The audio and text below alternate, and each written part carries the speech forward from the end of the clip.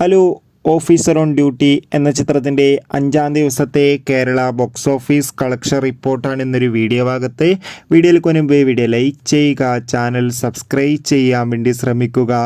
ചാക്കോച്ചൻ, പ്രിയാമണി, ജഗദീഷ് എന്നൊക്കെ പ്രധാന കഥാപാത്രങ്ങളായ ചിത്രമായിരുന്നു ഓഫീസർ ഓൺ ഡ്യൂട്ടി. ചിത്രത്തിന് മികച്ച പ്രേക്ഷക പ്രതികരണം തന്നെയാണ് 5-ാം ദിവസവും പുറത്തുകൊണ്ടിരിക്കുന്നത്. അതുകൊണ്ട് തന്നെ എല്ലാ സിനിമാ പ്രേമികളും ഒരേപോലെയാണ് ഓഫീസർ ഓൺ ഡ്യൂട്ടി എന്ന ചിത്രത്തിൻ്റെ കളക്ഷൻ റിപ്പോർട്ടും അറിയാൻ വേണ്ടി കാത്തിരിക്കുന്നത്.